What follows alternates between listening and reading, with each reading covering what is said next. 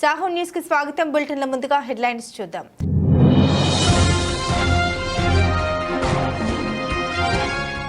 మహబూబాబాద్ లో పార్లమెంట్ కాంగ్రెస్ అభ్యర్థి పోరిక బలరాం గెలుపు కోరుతూ ముమ్మరంగా ప్రచారం.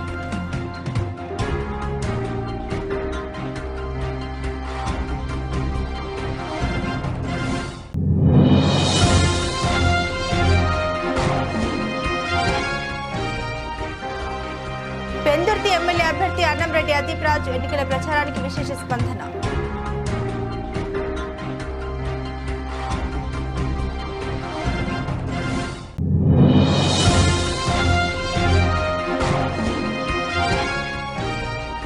కవిత కీలక పాత్రధారి సూత్రధారి విజయ్ నాయర్ తదితరులతో కలిసి స్కెచ్.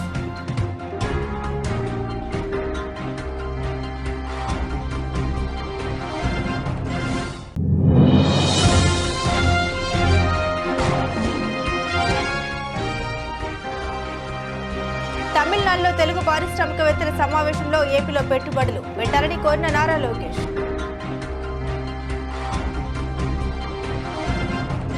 డీటెయిల్స్ చూస్తే మహబూబాబాద్ లో పార్లమెంట్ కాంగ్రెస్ అభ్యర్థి పోరిక బలరాం గెలుపు కోరుతూ ప్రచారం ముమ్మరంగా కొనసాగుతోంది. మహబూబాబాద్ కాంగ్రెస్ అర్బన్ అధ్యక్షుడు ఘనపురపు అంజయ్య ఇంటింటి ప్రచారం కొనసాగించారు. కాంగ్రెస్ పార్టీ ప్రవేశపెట్టిన 6 గ్యారంటీ పథకాలను ప్రజల్లోకి తీసుకెళ్తూ ప్రచారం జోరుగా సాగుతోంది. మాట ఇస్తే తూచా తప్పకుండా అమలు చేసే పార్టీ కాంగ్రెస్ పార్టీ అని, బలరాం నాయక్ గెలుపు తథ్యమని, కేంద్రంలో కూడా రాహుల్ గాంధీ ప్రధానమంత్రి అవడం ఖాయమని, అభివృద్ధి ధ్యేయంగా కాంగ్రెస్ పార్టీ ముందుకెళ్తుందంటున్నారు. కార్యం మహిళ కాంగ్రెస్ పార్టీ జిల్లా అధ్యక్షురాలు నూనావత్ రాధ, సత్య మనోరమ, ఎస్టీసీఎల్ అధ్యక్షుడు ప్రసాద్, అరుణ్, బాతిక స్వర్ణలత, చెన్నూరు విజయలక్ష్మి, పట్న కాంగ్రెస్ నేతలు, కార్యకర్తలు తదితరులు ఈ కార్యక్రమంలో పాల్గొన్నారు. ఈరోజు పార్లమెంటు అభ్యర్థిగా కాంగ్రెస్ తరఫున పోటీ చేస్తున్న మాజీ కేంద్ర మంత్రివర్యులు అనేక అభివృద్ధి కార్యక్రమాలు మానుకోట పార్లమెంట్ నియోజకవర్గం తీసుకొచ్చి ప్రజల మన్నన పొందిన బలరాం నాయక్ గారు పోటీ చేసిన సందర్భంగా జిల్లా అధ్యక్షులు పెద్దలు భరత్చంద్ర ఆదేశానుసారం, అదేవిధంగా స్థానిక ఎమ్మెల్యే డాక్టర్ మురళీనగర్ ఆదేశానుసారం ఈరోజు ప్రప్రథమంగా మహబూబాలో ఈ ప్రచార కార్యక్రమానికి శ్రీకారం చుట్టడం జరిగింది. ఈరోజు మంచిదని చెప్పి శ్రీకారం చుట్టడం జరిగింది. మహబూబా నియోజకవర్గం కావచ్చు, డోర్నకల్ నియోజకవర్గం కావచ్చు, ఈ 2 నియోజకవర్గాల ప్రజలు సుమారు 50,000 చిలుకు మెజార్టీతో ఇద్దరు ఎమ్మెల్యేలను కూడా బ్రహ్మాండ మెజార్టీతోనే గెలిపించడం జరిగింది. కానీ వినిగా రీతిలో మెజార్టీతో గెలిపించడం జరిగింది. దాని అర్థం ఏంటంటే స్థానికంగా పనిచేసిన బీఆర్ఎస్ ఎమ్మెల్యేలు, బీఆర్ఎస్ ప్రభుత్వం విఫలమైంది. ఎందుకంటే తెలంగాణ ఉద్యమం పేరు మీద, మలిదేశ ఉద్యమం పేరు మీద తెలంగాణ కోసం పనిచేసిన అమరవీరుల సమాధుల మీద పునర్నిర్మాణం చేసుకొని కేవలం కేసీఆర్ కుటుంబమే బాగుపడ్డ తప్ప తెలంగాణ అభివృద్ధి కాలేదు. తెలంగాణ కోసం తెలంగాణ వచ్చే ముందు తెలంగాణ ఎన్నికల్లో 2014లో ఏదైతే వాగ్దానాలు ఇచ్చిండో ఆ వాగ్దానాలు మొత్తం కూడా విస్మరించి తెలంగాణ ప్రజలు మోసం చేసి బీజేపీతో జతగట్టి తెలంగాణ ప్రజలు మోసం చేసిన కేసీఆర్కు తగిన బుద్ధి చెప్పడం కోసం, ఏ తెలంగాణ ఇచ్చిందో సోనియా గాంధీ, ఆ సోనియా గాంధీ రుణం తెచ్చుకోవడం కోసం 10 సంవత్సరాలు అవిచ్ఛిన్నంగా పరిపాలించిన బీఆర్ఎస్ బుద్ధి చెప్పడం కోసం ఈ ఒకసారి కనుక మనం కాంగ్రెస్ ప్రభుత్వాన్ని గెలిపించాల్సిన అవసరం ఉందని చెప్పి కుక్కగూడలో జరిగిన బహిరంగ సభలో రేవంత్ రెడ్డి గారి నాయకత్వాన అమూల్యమైన తమ హస్తాలతో సోనియా గాంధీ 6 గ్యారంటీ పథకాలు పెట్టడం జరిగింది. అవి ప్రజల్లో బ్రహ్మాండంగా పోయింది.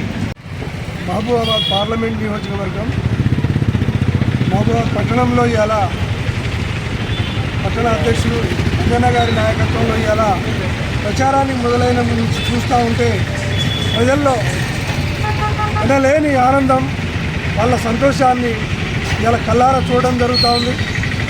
ఆ రోజు అసెంబ్లీ ఎన్నికల్లో రేవంత్ రెడ్డి గారి నాయకత్వంలో జరిగిన ఎన్నికల్లో ఏ విధమైన స్పందన ఉందో ఏమాత్రం చరిస్మా తగ్గకుండా అదే స్పందనతోని పెరుగుతూ ఉన్నది. రోజు రోజు ఇవాళ కాంగ్రెస్ గ్రోత్ పెరుగుతూ వస్తూ ఉంది. ఎందుకంటే ప్రజల్లో ఈ సంక్షేమ పథకాలు 6 పథకాలు ఇమిడిపోయి వాళ్ళు ఇలా ఆనందకరంగా ఇవాళ మమ్మల్ని రిసీవ్ చేసుకొని వాళ్ళే ఎదురుగా జిందాబాద్ అనే పరిస్థితికి వచ్చింది. కాబట్టి ఈ పార్లమెంట్ గిరిజన నియోజకవర్గం ఈ 7 నియోజకవర్గాలను కలుపుకొని మహబూబాబాద్ పార్లమెంటు నియోజకవర్గంలో బలరాం నాయక్ గారు గెలవడం మాత్రం 2,50,000 మెజార్టీ మాత్రం 100% కనబడతా ఉంది. ఎందుకంటే ప్రజాదరణ పొందిన మనిషి ప్రజానాయకుడు, ప్రజల్లో ఉండే నాయకుడు, ఏమాత్రం అహంకార ధోరణి లేకుండా పసి మనసుతో ఉన్న మనిషిని ఇలా ఆదరించడం చాలా ఆనందకరంగా ఉంది. పెందుర్తి ఎమ్మెల్యే అభ్యర్థి అన్నంరెడ్డి అదీప్రాజు ఎన్నికల ప్రచారానికి విశేష స్పందన లభిస్తుంది.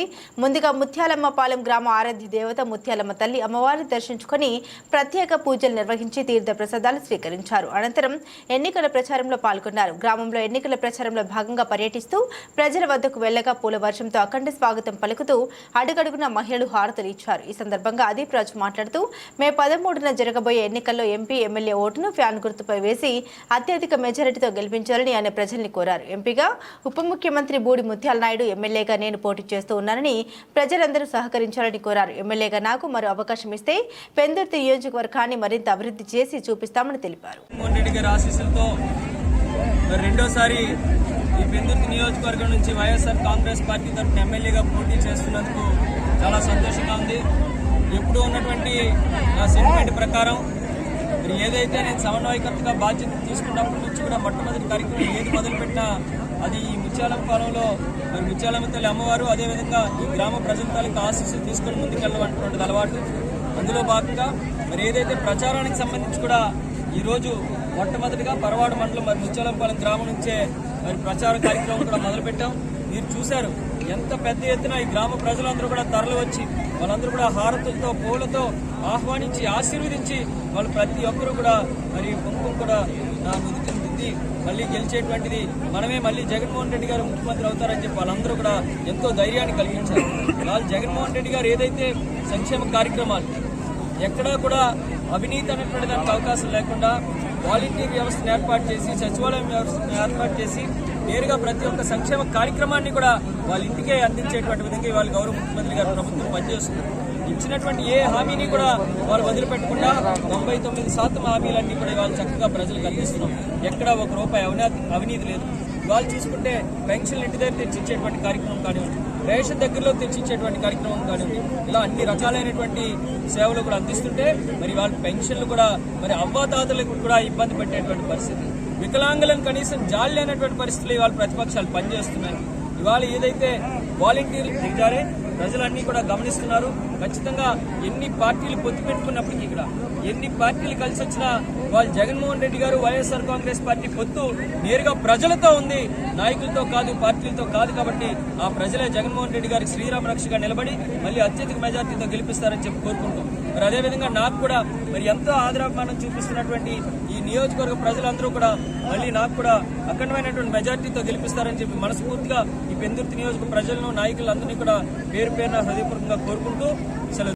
సంక్షేమ పాలనను ఆదరించి వచ్చే ఎన్నికల్లో ఫ్యాన్ గుర్తుపై ఓటు వేసి వైఎస్ఆర్ కాంగ్రెస్ పార్టీ అఖండ మెజార్టీతో గెలిపించాలని వైఎస్ఆర్ కాంగ్రెస్ పార్టీ విశాఖ ఉత్తర నియోజకవర్గం ఎమ్మెల్యే అభ్యర్థి శ్రీ కేకే రాజు కోరారు. ఈ మేరకు జీవీఎంసీ 43వ వార్డు పరిధి వెంకటేశ్వర కాలనీ తదితర ప్రాంతాల్లో వార్డు కార్పొరేటర్ ఉషశ్రీ కలిసి శుక్రవారం కేకే రాజు మార్నింగ్ వాక్ నిర్వహించారు. స్థానిక ప్రజలతో నేరుగా మాట్లాడుతూ వారితో కొంతసేపు ముచ్చటించారు. వైఎస్ఆర్ కాంగ్రెస్ పార్టీ ప్రభుత్వ హయాంలో ప్రవేశపెట్టిన సంక్షేమ పథకాలను వివరించారు.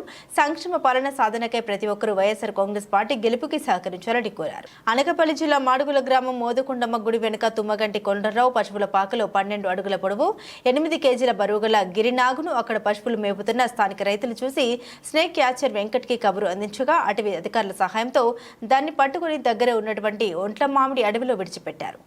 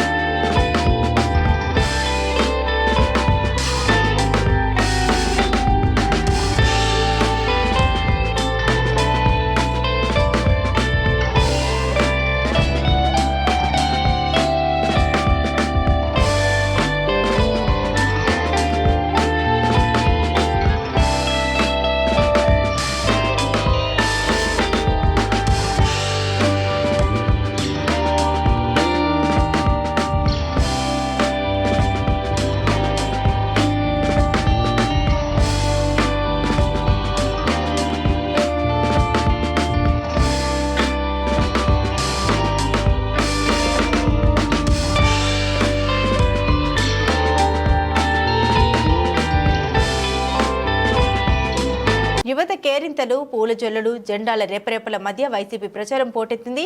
వేలాది మంది కార్యకర్తలు వెంటరాగా విశాఖపట్నం వైసీపీ ఎంపీ అభ్యర్థి బొత్స ఝాన్సీ లక్ష్మి విశాఖ దక్షిణ ఎమ్మెల్యే అభ్యర్థి రోడ్ షోకు అపూర్వ రీతిలో స్వాగతం పలికారు. ఇంటింటికి తిరిగి అడిగి మరీ వైఎస్ఆర్సీపీ ప్రభుత్వం రాష్ట్రంలో ప్రజాపాలన చేసిందని విశాఖ వైఎస్ఆర్సీపీ ఎంపీ అభ్యర్థి డాక్టర్ శ్రీమతి బొత్స ఝాన్సీ లక్ష్మి అన్నారు. మా పెద్దలు పరిశీలకులు శ్రీవాత్సవ గారు ప్రత్యేకంగా ధన్యవాదాలు. మాజీ శాసనసభ్యులు శ్రీ తైనాలి విజయ్ కుమార్ గారికి ప్రత్యేకంగా ధన్యవాదాలు. మా రెల్లి కులస్తుల కార్పొరేషన్ చైర్మన్ గారు శ్రీ వడ్డాది మధుసూదన్ గారు, పెద్దలు బాపు ఆనంద్ గారి అధ్యక్షతన ఈరోజు ఈ 31వ వార్డు మనం ప్రచారం చేస్తూ ఉన్నాం. దాంట్లో మా సీనియర్ నాయకులు జుప్టరౌండ ఎల్ల ప్రోగ్రామ్ గారు, బాక్సింగ్ అసోసియేషన్ విశాఖపట్నం జిల్లా ప్రెసిడెంటు, ఫుట్బాల్ అసోసియేషన్ ప్రెసిడెంట్ కూడా సనపల గారు, మరి బీశెట్టి గారు, రామానంద్, మెయిన్గా రాంబాబు, టెంపుల్ చైర్మన్స్ ఉన్నారు. 31 అంటే జగన్మోహన్ రెడ్డి గారు సార్ వస్తే ఏ రకంగా ఏర్పాట్లు ఉంటాయో ఆ రకమైన ఏర్పాట్లు ఈరోజు ఈ వార్డులో చేయడం జరిగింది. ఈ వార్డు మాకు గత 2019లో కూడా ఇదే ప్రాంతంలోని ఈ వార్డు యొక్క పర్యటన మొదలుపెట్టాం. మాకు విజయాన్ని అందించింది. ఇది ఒక సెంటిమెంట్ అన్నమాట. ఆ సెంటిమెంట్ ప్రకారంగా తైనా విజయ్ కుమార్ గారు కూడా మరి చూడండి, మీకేమో ఎమ్మెల్యే అయ్యారు కదా ఒకసారి అక్కడ అదే ఇంటి నుండి. సో ఇది సెంటిమెంట్ ఏరియా. ఏదేమైనా సరే ప్రచారం అయితే మాత్రం చాలా జోరుగా జరుగుతూ ఉంది. చాలా జోరుగా జరుగుతూ ఉంది. అన్ని వార్డుల్లో ఏదో ఒక వార్డులో కాకుండా అన్ని వార్డులో 2 టీంలు 3 టీంలు బొట్టు పెట్టే కార్యక్రమంలో కంప్లీట్గా నాయకత్వం అయితే మాత్రం చాలా స్ట్రాంగ్గా ఉందన్నమాట. ఎందుకంటే అది జగన్మోహన్ రెడ్డి గారి నేతృత్వంలో is a very great organiser అని చెప్పాలి. అందుకే లెగసీ ఉంది కదా, అది నాకు తెలుసు అన్నీ కూడా. హౌ టు రన్ పార్టీ అనేది చూడండి, పవన్ కళ్యాణ్కి పార్టీ రన్ చేయడం తెలియదు. అందుకే జగన్మోహన్ రెడ్డి కాలి గోటు దగ్గర కూడా పని చేయడం అంట. మా దగ్గర చూడండి, మండల అధ్యక్షులు, క్లస్టర్ ఇన్ఛార్జెస్, గృహ సారథులు, booth level presidents, booth level vice presidents, booth level committees, అలాగే జిల్లా కమిటీస్ కానీ ఇవన్నీ స్ట్రాంగ్ నెట్వర్క్ ఉందన్నమాట. అందరూ స్ట్రాంగ్. కవిత కీలక పాత్రధారి సూత్రధారి విజయ్ నాయర్ తదితరులతో కలిసి స్కెచ్ వేశారు. ఢిల్లీ, హైదరాబాద్ లో సమావేశాలు జరిగాయి. ఇండో స్పిరిట్ కంపెనీలో కవిత భాగస్వామి అనేది ఇతర నిందితుల వాట్సాప్ చాట్స్ లో స్పష్టమైంది. 100 కోట్లు సౌత్ గ్రూప్ నుండి సమీకరించి ఆప్ నేతలకు అందించారు. కవిత సూచన మేరకు మాగుంట శ్రీనివాసులు రెడ్డి 25 కోట్లు, 15 కోట్లు ఒకసారి, 10 కోట్లు ఒకసారి అందజేశారు. ఈ విషయాన్ని ఆయన తన వాంగ్మూలంలో వెల్లడించారు. వాట్సాప్ చాట్ సంభాషణ కూడా ఈ విషయాన్ని ధృవీకరిస్తున్నాయి. కోర్టుకు వాటిని అందజేస్తాము. ఢిల్లీ లిక్కర్ విధాన రూపకల్పనలో కీలక కుట్రదారు కవిత. రకరకాల కారణాలతో విచారణకు కవిత సహకరించలేదు. ప్రశ్నించిన అంశాలకు కూడా సంతృప్తికరమైన సమాధానాలు ఇవ్వలేదు. మేము సేకరించిన డాక్యుమెంట్లకి కవిత చెప్పిన సమాధానాలకి పొంతం లేదు. నోటీస్ ఇచ్చిన విచారణకు హాజరు కాలేదు. ఈడీ అధికారులున్నారు. తమిళనాడులో తెలుగు పారిశ్రామికవేత్తల సమావేశంలో ఏపీలో పెట్టుబడులు పెట్టాలని కోరిన నారా లోకేష్ గతంలో తమ ప్రభుత్వం ఎలక్ట్రానిక్స్ కంపెనీలు ఎలా తెచ్చింది వివరించిన Lokesh. Andhra was one of the very first government willing to sign. Even in electronics manufacturing, Chennai always had the edge thanks to Nokia. But then Andhra government fought, and then we were able to attract a lot of investments. And this was because we were very fair, the government was sleeping. So it's very, very important to have that kind of visionary leadership to fight for every investment. Because now every state is fighting. Looking at competition coming from Karnataka, Andhra, Telangana, looking competition coming in from states like Orissa. And it's a matter of time that Bihar will also start attracting investments. We're looking at how law and order has been set right in UP. The kind of investments UP is also attracting.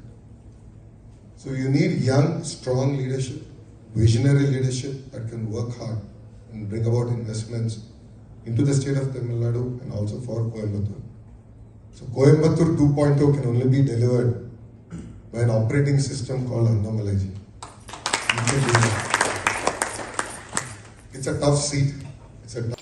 Araku టీడీపీపై Siveri దొర తిరుగుబాటు బావుట ప్రకటించారు. రానున్న సార్వత్రిక ఎన్నికల్లో Araku assembly నుండి కూటమి rebel అభ్యర్థిగా పోటీ చేస్తున్నట్లు సివేరి దొర స్పష్టం చేశారు.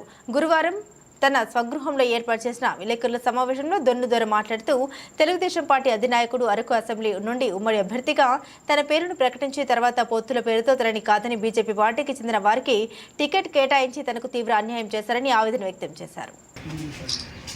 నా పేరు సివేరి దొర, తెలుగుదేశం పార్టీ అరకువేలి నియోజకవర్గం ఇన్ఛార్జిని. ప్రజలారా, మీ అందరికీ తెలుసు, నాకు అరకువేలి నియోజకవర్గం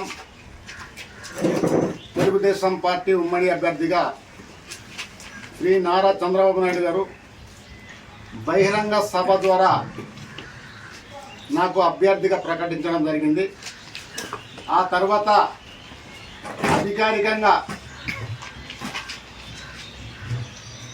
అధికారికంగా మొదటి లిస్టులో నా పేరు ప్రకటన చేయడం జరిగింది. ఈ క్రమంలో నేను అరకు నియోజకవర్గంలో ఉన్నటువంటి ప్రజల మద్దతు కోరుతూ క్యాన్వాసింగ్ కూడా మొదటి రౌండ్ క్యాన్వాసింగ్ నేను పూర్తి చేసుకోవడం జరిగింది. ఈ క్రమంలో బీజేపీ వాళ్ళు అరకు సీటు కావాలి అని మా తెలుగుదేశం పార్టీ అధినాయకత్వం మీద ఒత్తిడి తెచ్చి నాకు కేటాయించినటువంటి అరకు ఎమ్మెల్యే సీట్ని బలవంతంగా వాళ్ళు లాక్కోవడం, ఇది చాలా దుర్మార్గం, ఇది చాలా బాధాకరమైనటువంటి విషయం. ఒకసారి అనౌన్స్మెంట్ జరిగితే దాన్ని ఒక మిత్ర ధర్మంగా పాటించి అనౌన్స్మెంట్ జరిగినటువంటి సీట్ని వాటి జోలికి వెళ్ళకూడదని ఇంగిత జ్ఞానం కూడా లేకుండా ఈ బీజేపీ నాయకులు ఒక రకంగా చెప్పాలంటే దౌర్జన్యంగా లాక్కోవడం చాలా బాధాకరమైనటువంటి విషయం. ఈ పరిస్థితుల్లో కూటమి అభ్యర్థులుగా అరకు పార్లమెంట్ నుండి పోటీ చేసిన కొత్తపల్లి గీత, అలాగే అరకు అసెంబ్లీ నుండి పోటీ చేసిన పాంగి రాజారావుల విజయానికి కూటమి కార్యకర్తలు నిరంతరం పాటుపడాలని మాజీ మంత్రి TDP Araku parliament in charge Kidari Sravan Kumar పిలుపునిచ్చారు. గురువారం మండలంలోని పద్మపురం పంచాయతీ పరిధిలోకి వచ్చే ఓ ప్రైవేట్ అతిథి గృహంలో నియోజకవర్గం పరిధిలోని 6 మండలాల కూటమి నాయకులు కార్యకర్తలతో ఆత్మీయ సమావేశం జరిగింది.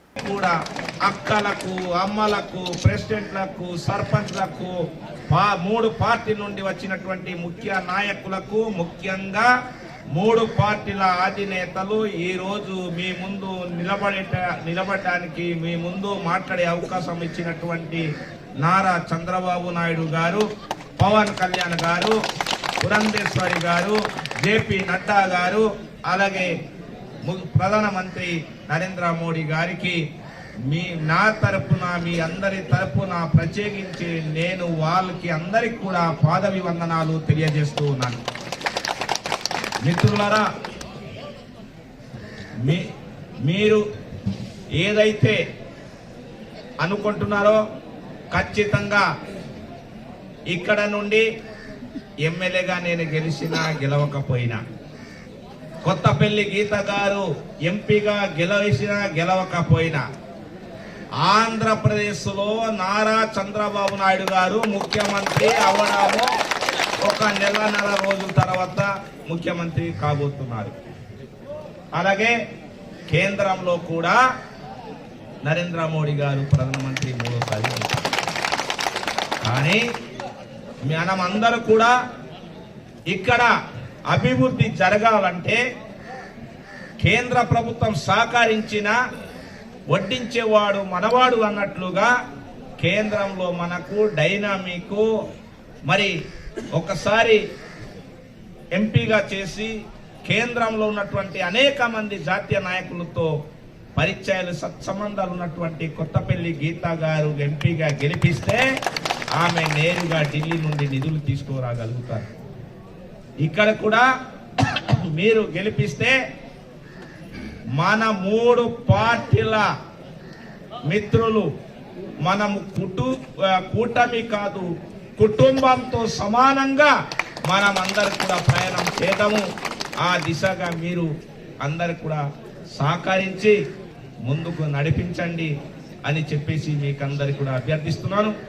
అదేవిధంగా వాస్తవానికి మన ఇక్కడ ఉన్నటువంటి అందరికంటే వయసులో చిన్నవారు కానీ కొన్ని అనివార్య కారణాల వల్ల ఆయన ఒక లక్ష్యం వేరు, ఈరోజు ఈ వేదికలో కూర్చున్నారు.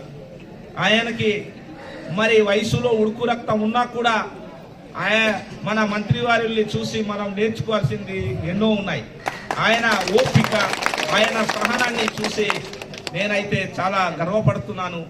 ఖచ్చితంగా శ్రావణ్ కుమార్ గారు రానున్న రోజుల్లో మంచి ఉన్నత స్థానంలో ఉంటారు, అందులో ఎటువంటి సందేహం లేదని చెప్పేసి నేను చెప్తున్నాను. ఎందుకంటే మనమందరూ కూడా స్థానం కోల్పోయి మాట్లాడుతూ ఉంటాం, కానీ ఆయన వయసులో చిన్నవారు అయినా అందరికీ ఆయన సమన్వయం చేసుకుంటూ 3 పార్టీలని ఈ మన ప్రాంతంలో నడిపించడం కాదు 7 నియోజకవర్గంలో కూడా ఆయన నడిపించడానికి నారా చంద్రబాబు నాయుడు గారు ఆయనకి బాధ్యత ఇచ్చారంటే ఆయనకు ఉన్నటువంటి సహనము, ఓపిక, పట్టుదలని చూసి మరి ఆయనకి ఆ అవకాశం ఇచ్చారు. ఆయన చెప్పినట్టు ఆయనకి కూడా ఎంపీగా పోటీ చేసినటువంటి అవకాశము ఆయనకి ఉన్నా కూడా ఆ అవకాశం రాలేదు. అలాగని చెప్పి ఎక్కడ కూడా మనసులో బాధ ఉన్నా కూడా నిరాశ చెందలేదు. కాబట్టి ఇదంతా కూడా దృష్టిలో పెట్టుకొని మనమందరం కూడా కలిసి పనిచేద్దాము, కలిసి మన ప్రాంతం అభివృద్ధి కోసం ఆలోచిద్దామని చెప్పేసి మీకందరికి కూడా. బులెటిన్ ముగించే ముందు హెడ్లైన్స్ మరోసారి.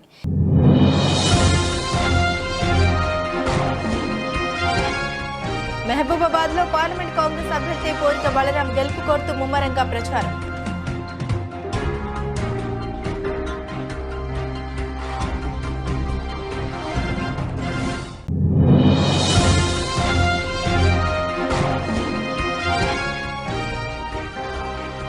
పెందుర్తి ఎమ్మెల్యే అభ్యర్థి అన్నంరెడ్డి అదీప్ రాజ్ ఎన్నికల ప్రచారానికి విశేష స్పందన.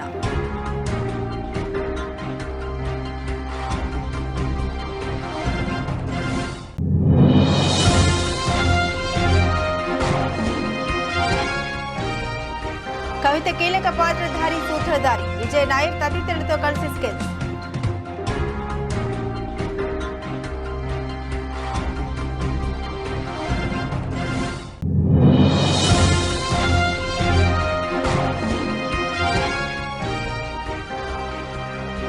తమిళనాడులో తెలుగు పారిశ్రామికవేత్తల సమావేశంలో ఏపీలో పెట్టుబడులు పెట్టాలని కోరిన నారా లోకేష్. ఇవి బులెటిన్లోని విశేషాలు. తిరిగి మరో బులెటిన్తో మళ్ళీ కలుసుకుందాం. సెలవు.